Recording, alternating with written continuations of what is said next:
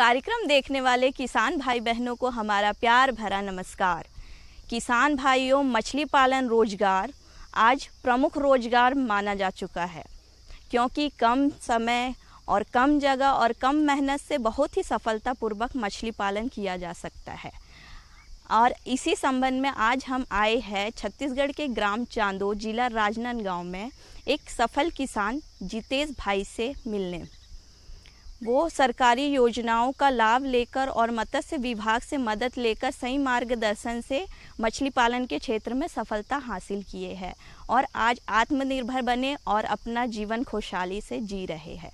तो जितेश भाई कैसे योजनाओं का लाभ लिए और आर्थिक उन्नति प्राप्त किए, आइए इनकी सफलता के बारे में और जानकारी लेते हैं।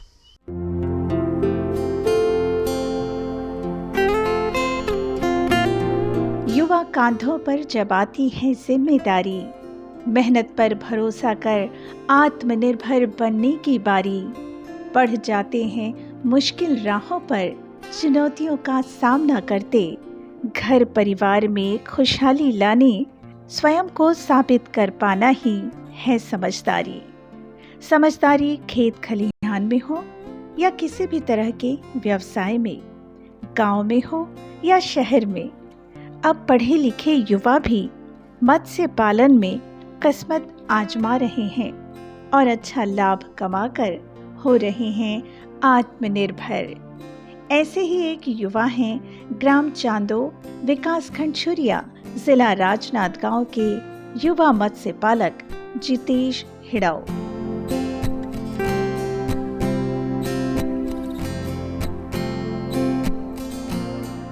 जितेश हिड़ाऊ ने राजनांदगांव के एक कॉलेज से बीए किया और फिर एक कंबल प्रोसेसिंग यूनिट में काम करने लगे। जितेश के पिता सरकारी नौकरी में थे और चाचा वस्त्र व्यवसाय से जुड़े हुए थे। सब कुछ ठीक ही चल रहा था। जितेश कंबल प्रोसेसिंग यूनिट में काम करके खुश थे। 2 साल तक सब कुछ अच्छा चल रहा था। इसी बीच कुछ मित्रों से मुलाकात हुई जिन्होंने उन्हें मत्स्य पालन के बारे में जानकारी दी।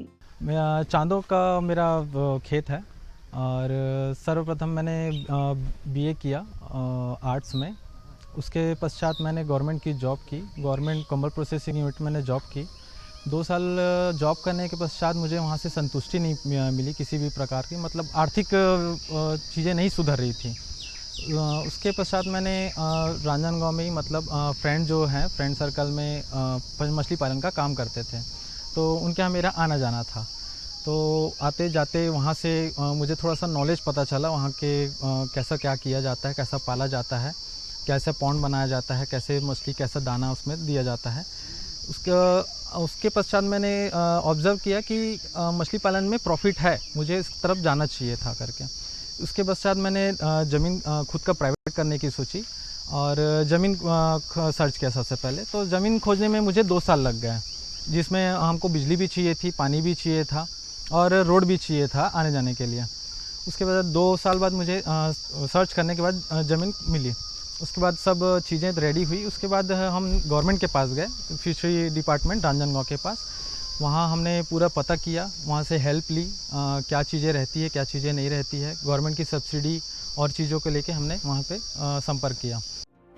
हम चाहे कितने ही फैसले लें, तकदीर का फैसला कुछ अलग ही होता है। कुछ ऐसा ही हुआ जितेश के साथ। वैश्विक महामारी कोरोना से उनके पिता की मृत्यु हो गई। सिर से पिता का साया उठ जाना युवा जितेश के लिए किसी भयंकर स्वप्न से कम नहीं था। परिवार की जिम्मेदारी उनके कंधों पर आ गई थी। वे सोच रहे थे, जिम्मेदारियां कैसे निभा पाएंगे, परिवार को सुखी और समृद्ध कैसे बना पाएंगे, कैसे ला पाएंगे खुशहाली अपने घर में। कहते हैं ना, सोच हो सच्ची और लगन हो मन में तो खिल ही जाते हैं फूल भी पत्थर में। बस जितेश जी ने भी अपनी सोच को विस्तारित किया। दोस्तों से मत्स्य पालन की जो जानकारी उन्हें मिली थी उसके आधार पर मत्स्य पालन व्यवसाय को पूरी तरह से अपनाने का फैसला कर लिया और जा पहुंचे मत्स्य विभाग के अधिकारियों के पास। हमारे क्षेत्र में मछली पालन के लिए शुरुआत में जैसे हमारे किसान बंधु हैं जितेश चढ़ऊ जी किसी मित्र के माध्यम से मुझसे संपर्क किए और योजनाओं के बारे में जानकारी लेना चाहे तो मैं उनको अपने विभाग के संचालित योजनाएं उनके बारे में जानकारी दिया। जैसे हमारे यहाँ तालाब निर्माण में सब्सिडी है 7 लाख के एस्टिमेटेड कॉस्ट में 40% का छूट दी जाती है करके उनको जानकारी दिया। फिर उन्होंने मुझे अपना फील्ड दिखा के विज़िट कराया और जगह उचित होने के कारण मैंने उनको बताया कि निर्धारित प्रपत्र में फॉर्मेट में आप आवेदन कीजिए, विभाग के माध्यम से आपको तालाब निर्माण में सब्सिडी प्रदान की जाएगी सर। तो उन्होंने शुरुआत में लगभग 1 एकड़ में, क्योंकि उनके लिए पहला काम था तो नया एक्सपीरियंस है तो लाभ होगा हानि होगा क्या है सोच के 1 एकड़ में ही अपना पहले तालाब बनवाना चाहे। तो चूँकि 1 एकड़ में तालाब बनवा के उन्होंने पंगास मछली की पालन शुरू की। पंगास में साल भर पालन करने 1.5 साल पालन करने के बाद उनको उसमें सफलता मिली, कुछ लाभ हुआ, फ़ायदा हुआ। उसके बाद उनको लगा कि हम अपना जगह और भी 1.5 एकड़ का जगह बचा है उसको विस्तृत रूप से मछली पालन करेंगे ऐसा करके। फिर उन्होंने संपर्क करके नए तालाबों का निर्माण कराया और उसमें मछली पालन को मतलब आगे बढ़ के उसमें काम करना शुरू किए। अभी इनको 3 साल हो गए हैं मछली विभाग से जुड़े हुए और मछली पालन का कार्य करते हुए। लोग 6 मासी क्रॉप लेते हैं, मतलब तिलापिया और पंगास दोनों का मछली पालन कर रहे हैं और 6 मासी क्रॉप लेते हैं, मतलब साल में 2 क्रॉप ले लेते हैं। मत्स्य विभाग के अधिकारियों ने जितेश जी को प्रधानमंत्री मत्स्य संपदा योजना की पूरी जानकारी दी।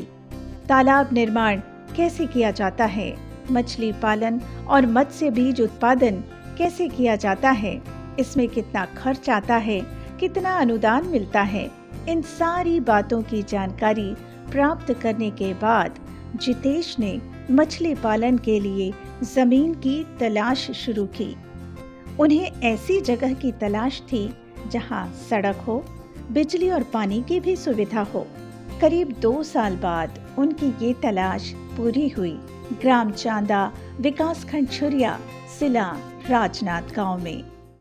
ज़मीन रेडी होने के बाद हमने पूरे उनके जो कागज़ थे गवर्नमेंट ऑफिस फिशरी डिपार्टमेंट राजनांद गांव में जमा कर दिए। उनके बाद उनकी जब हेल्प सब्सिडी वहाँ से जब अलॉटमेंट हुआ, हमने तालाब बनाने का काम स्टार्ट किया। सर्वप्रथम हमने 1 एकड़ में ही तालाब बनाया। उस समय उतनी आर्थिक स्थिति नहीं थी कि पूरे में एक साथ तालाब बनाया जा सके। तो सर्वप्रथम हमने 1 एकड़ में तालाब बनाया। उसमें हमने 10,000 पंगास जो सवाली, इधर छत्तीसगढ़ में सवाली बोलते हैं, उसका खेती करना स्टार्ट किया। फिंगर साइज़ से हमने डाला और उसका कल्चर स्टार्ट किया। 10,000 पंगास पालने में हमें कम से कम 5-5.5 लाख का दाना उसमें पूरा व्यय हुआ। और जब उसका सेलिंग हुआ तो हमें 8 लाख 20,000, 8,30,000 का सेलिंग हुआ। उसमें प्रॉफिट 3 से 3-3.5 लाख रुपए प्रॉफिट हुआ। 1 साल 2 साल करने के पश्चात हमें लगा कि अब हमें अपनी क्वांटिटी बढ़ानी चाहिए। तो जब हम 10,000 पाल रहे थे तो हमें लगा कि 15 या 20,000 पालना चाहिए। तो हमने फिर से बचे एरिया 1.5 एकड़ में तालाब बनाने का कोशिश किया। उसके बाद फिर हमने गवर्नमेंट से थोड़ा सा सब्सिडी के लिए ट्राई किया। सब्सिडी मिलने के पश्चात हमने बचे 1.5 एकड़ में भी तालाब बनाया। इस प्रकार आज 1.5 एकड़ में 2.5 एकड़ में 5 से 6 तालाब हैं, जिसमें हम छोटे से तलपिया से लेके पंगास तक पालते हैं। आज हमने 15 से 20,000 पंगास यहाँ पे पाल रहे हैं, जिसमें 10 लाख रुपए कॉस्टिंग आती है और सेलिंग वेलिंग के पूरा नेट खर्चा करने के बाद 3 से 4 लाख रुपये उसमें प्रॉफिट 6 माह ही होता है, जो ईयरली बढ़ के 6.5 से 7 लाख रुपए खर्च प्रॉफिट हो जाता है।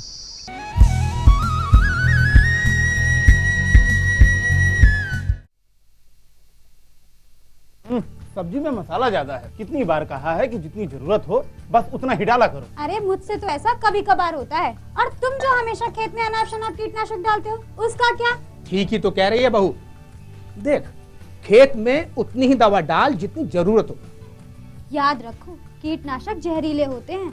डिब्बे पे लिखी सूचना के हिसाब से ही दवा डालनी चाहिए। पहले फेरोमोन ट्रैप, लाइट, ट्रैप, मित्र कीट, जैविक कीटनाशक आदि का इस्तेमाल करें। जरूरत पड़ने पर ही रासायनिक कीटनाशक का इस्तेमाल करें।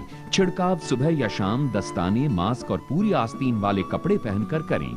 हवा की दिशा में छिड़काव करते हुए पीछे जाएं। दवा के डिब्बे, छिड़काव यंत्र सुरक्षित जगह पर रखें। अब कुछ समझे क्या? हाँ, समझ गया मेरी रानी। अब ना करो नादानी। इसने पिला दिया ना तुझे पानी। जी जी जी।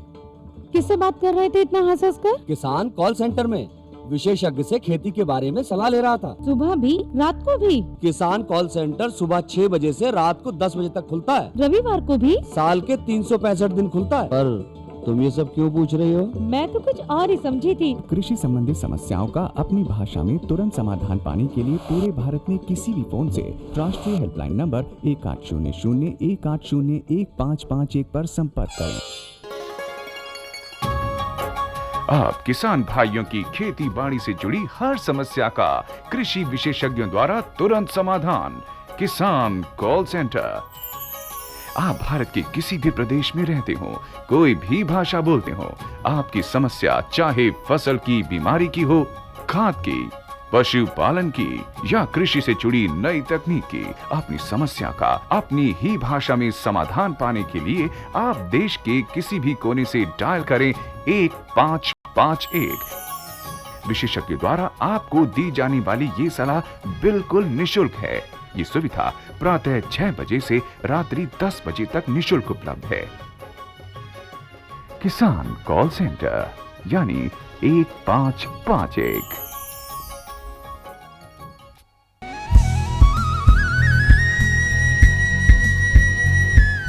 किसान भाइयों, अगर आप भी मछली पालन की योजनाओं से जुड़ना चाहते हैं तो कई बातों पर ध्यान देना बहुत ज़रूरी है।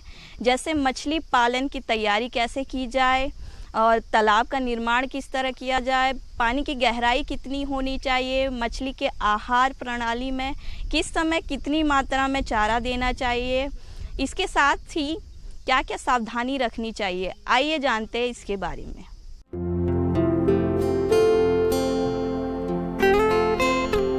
पहले पहल मत्स्य पालन व्यवसाय अपनाने वाले जितेश ने पहले करीब 1 एकड़ में तालाब निर्माण कराया। वो देखना और परखना चाहते थे कि क्या वाकई प्रधानमंत्री मत्स्य संपदा योजना का लाभ लेकर मत्स्य पालन करने से लाभ हो सकता है, परिवार में खुशहाली और समृद्धि आ सकती है। 1 एकड़ में तालाब निर्माण से मत्स्य पालन करके उन्हें अच्छा खासा लाभ हुआ। लाभ मिला तो हौसले बुलंद हुए और इरादे और मजबूत हुए। जितेश ने बचे हुए क्षेत्र में भी तालाब बनाने का फैसला ले लिया।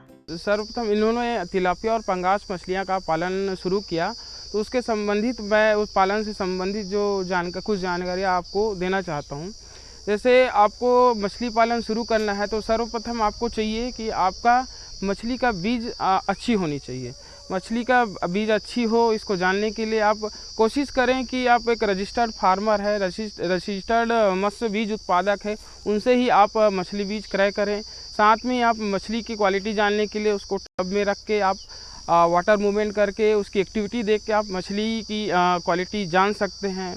साथ में आप मछली पालन कर रहे हैं तो दूसरा बात आपको ध्यान रखना है कि उसके लिए फीड, चारा, तो आपको उपयुक्त मात्रा में उनको चारा प्रदाय करना है और अच्छी कंपनियों का चारा प्रदाय करना है।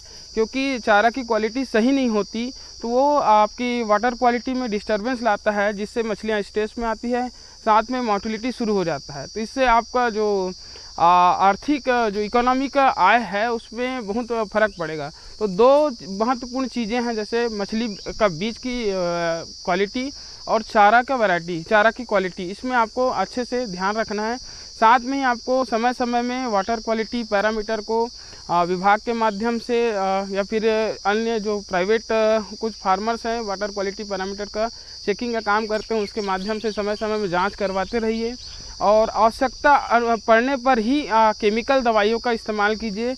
अन्यथा जो ऑर्गेनिक है, जैसे गोबर है, गोबर खाद वगैरह का इस्तेमाल करके आप अच्छे से मछली पालन का कार्य कर सकते हैं। पिता की स्मृतियों ने उन्हें हौसला दिया, परिवार ने साथ निभाया और उनके 3 और दोस्तों ने उनका हाथ थाम लिया। जितेश अपने तीनों दोस्तों के साथ मत्स्य पालन में पूरी लगन से जुट गए। उनके एक मित्र तो उसी जगह पर रहते हैं और बाकी मित्र जरूरत के अनुसार आते जाते रहते हैं। चारों मित्र मिलकर ही पूरा काम करते हैं। मजदूरी का खर्च बच जाता है और साल भर में करीब 8 से 9 लाख रुपए का लाभ उन्हें हो रहा है। परिवार में खुशहाली है, समृद्धि है, विश्वास है। मछली पालन करके आज नहीं करते 8 से 9 लोगों को यहाँ पे रोज़गार मिल रहा है, जो डेली यहाँ से मछली ले जाते हैं और मार्केट में बेचते हैं। वो सप्ताह में 4 से 5 दिन खुद आते हैं। वो भी इतने खुश हैं कि उनको उनके एरिया के पास मछली मिल जाती है, एनी टाइम मिल जाती है मछली, और अपना वो जीवन यापन कर रहे हैं। आज मछली पालन करके मैं बहुत खुश हूँ। आर्थिक स्थिति से बहुत मतलब मजबूत हो गया हूँ और गवर्नमेंट से भी, फिशरी डिपार्टमेंट रांजनगांव से भी बहुत मदद मिली है। वो हमेशा कांटेक्ट में रहते हैं। कुछ नया स्कीम आता है तो वो हमेशा उससे अवेयर करवाते हैं। हमको जो लाभ मिलता है वो हमेशा लाभ दिलाने की कोशिश में रहते हैं। और जो गवर्नमेंट का जो मत्स्य संपदा योजना है उसका भी आजकल के युवाओं को बहुत फ़ायदा मिल रहा है। गवर्नमेंट की ऐसी स्कीम से युवाओं को अगर अच्छा प्रॉफिट मिलता है तो ये गवर्नमेंट और हम जैसे लोगों के लिए बहुत अच्छी बात है। जो जीत के हैं ईश, जिनके नाम में ही छुपी है जीत, उनके बुलंद हौसलों को भला कौन डिगा सकता है। जितेश और उनके दोस्त पूरी लगन, मेहनत और ध्यान से मत्स्य पालन में लगे हुए हैं। मत्स्य पालन करते हुए अच्छा लाभ कमा रहे हैं और आत्मनिर्भरता की मिसाल कायम कर रहे हैं। किसान भाइयों, आपको मछली पालन गतिविधि से जुड़े हैं तो पहली तो हमने मछली की क्वालिटी के बारे में बता दी। उसके बाद आपको चारा का प्रयोजन भी अच्छे से करना है। शुरुआत में जैसे मछलियाँ 3 से 4 ग्राम के साइज़ का ही मछली आप अपने तालाब में स्टॉक करेंगे। उसमें भी प्रति हेक्टेयर जैसे आप पंगास कर रहे हैं तो 8 से 10 हज़ार नग प्रति हेक्टेयर आप स्टॉक कर सकते हैं। शुरू में हाई प्रोटीन परसेंटेज वाली चारा मछलियाँ खाती है तो 30 से 32% तक का प्रोटीन रहेगा। मैश फीड रहता है क्योंकि शुरुआत में बच्चे छोटे होते हैं तो उनको खाने में आसानी हो, ऐसे करके उसको मैश फीड प्रदान किया जाता है। चारा की क्वांटिटी आप 3 से 5% बॉडी वेट के हिसाब से मछली को प्रदान करेंगे। जैसे 1 किलो मछली है तो उसका 3 से 5% उसके वजन के आधार पे आप मछली को चारा प्रदान कर सकते हैं। उसके बाद जैसे समय बढ़ता है तो जब मछली ग्रोथ करेगी 1 महीने में आपको 40 से 50 ग्राम साइज़ का अगर ग्रोथ मिलता है तो चारे की वैरायटी बदली जाती है। जैसे 1 mm चारा का आता है जिसमें प्रोटीन का परसेंटेज कम होते जाता है। जैसे जैसे मछलियाँ ग्रोथ करते जाएगी वैसे वैसे आपको प्रोटीन की परसेंटेज कम करते रहना है ताकि आपको इकोनॉमिक आय मिले, अन्य व्यय ना हो। तो आपको मछली पालन जैसे कर रहे हैं, आपको फ़ायदा लेना है तो आप 2 चीज़ कर सकते हैं। एक तो आप उत्पादन की मात्रा बढ़ा दीजिए या फिर आप अपने जो लागत है उसको कम कर देंगे, तो उससे आपको ज़्यादा से ज़्यादा फ़ायदा मिलेगा। जितेश जैसे युवाओं के लिए प्रधानमंत्री मत्स्य संपदा योजना एक अवसर भी है और सौगात भी। जितेश अपने व्यवसाय को और बढ़ाना चाहते हैं। उनकी सफलता से खुश है उनका परिवार। जितेश भी मानते हैं प्रधानमंत्री मत्स्य संपदा योजना और मत्स्य पालन विभाग का आभार, जिन्होंने उनके हौसलों को दी नई उड़ान, जिससे बनी आत्मनिर्भर मत्स्य पालक के रूप में जितेश जी की एक अलग पहचान। मैं मत्स्य विभाग रांजनगांव एवं गवर्नमेंट का बहुत शुक्रिया अदा करना चाहता हूं कि वो हमारे युवाओं जैसे के लोगों के लिए बहुत अच्छी स्कीम ला रहे हैं जो अपना आत्मनिर्भर बन सके। मैं आज बहुत आत्मनिर्भर हूं अपने इसमें। बहुत बहुत शुक्रिया गवर्नमेंट को और फिश डिपार्टमेंट रांजनगांव को कि वो हमेशा चीज़ों के लिए रेडी रहते हैं, संपर्क में रहते हैं। जितेश जैसी युवा शक्ति को, उनके सपनों को, उनकी मेहनत को हमारा सलाम। किसान भाइयों, अब बारी है गीत संगीत की। आइए इसका आनंद लेते हैं।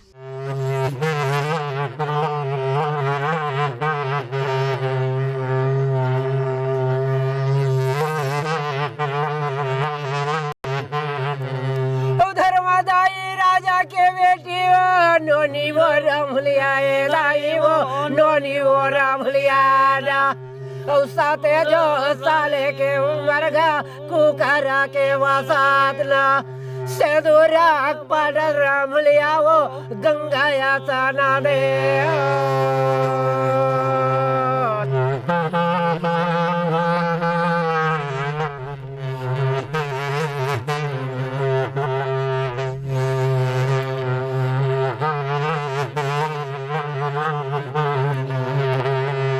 कुकराक बाजार रामलिया सेदुरा पाडाते ना गंगाया हसना दे रामलिया करना लगाना तुलसी महारानी में तुलसी पानी वो रुको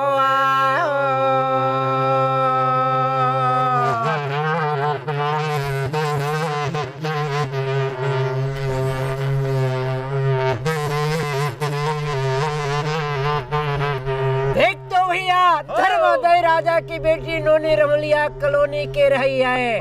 7 साल की उम्र में कुकरा के बासत तिंद्रा के फाटक गंगा स्नान करके आकर के आज सुंदर तुलसी भंडारी पानी रितो करके खोड़र पाठ करे, कृष्ण पाठ करे, लक्ष्मी पाठ करे, पूजा पाठ में नोनी रमलिया प्रवीण ठावा है। आगे क्या बताओ थे बंसी वाले। अरे वाह भैया यो पूजा यो पाठ बधाई जब परमेश हवेला नोनी रमलिया वाता जवाहरा दीनगर में हो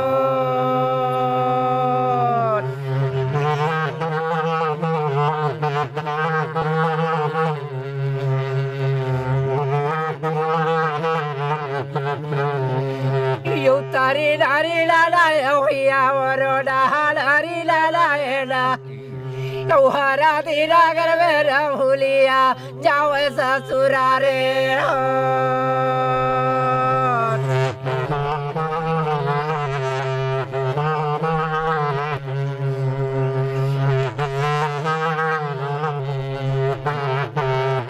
देख रमलिया हृदय नगर में ससुराल गए हैं।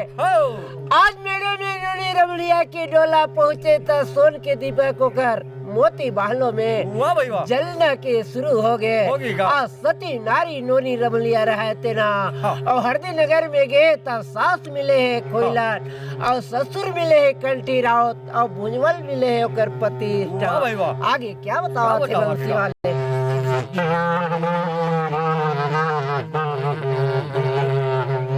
अरे वाह भैया ससुर चोला मिले रमलिया कंठी देवरा उठेना ओ सासे जावा मिले रमलिया ए दे जावा खोइला देना ओ पति देवा मिले ओ हवे वो भुजवाल रावते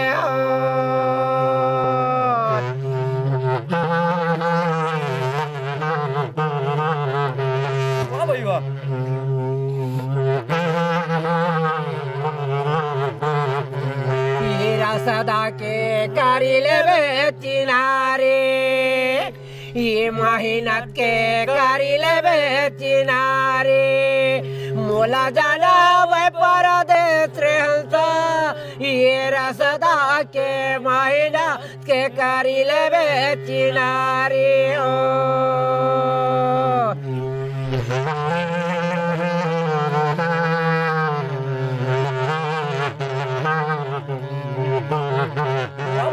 रागी देख तो नोनी हरदी नगर में ससुराल गए हैं तो अगर सास खुलन का बोला थी नोनी रमलिया पूछा थे था और रमलिया अब सास क्या साग राधा माता क्या बात राधा जेकर देख लदवी बताए के है उसका बात ल सुन करके वो सास खुलन का बोला थी नोनी रमलिया लगा।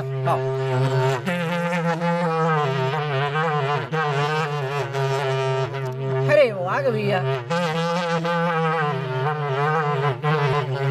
यो तारी नारी लाला लड़का मोर नारी नारायणा वाही रे सवे में की दिया वो बोलन में लगा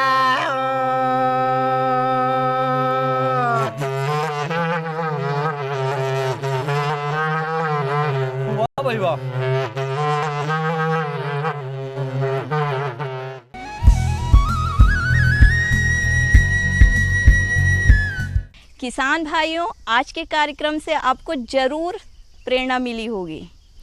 अगले अंक में फिर एक नए विषय के साथ उपस्थित होंगे। तब तक के लिए हमें दीजिए इजाज़त। नमस्कार।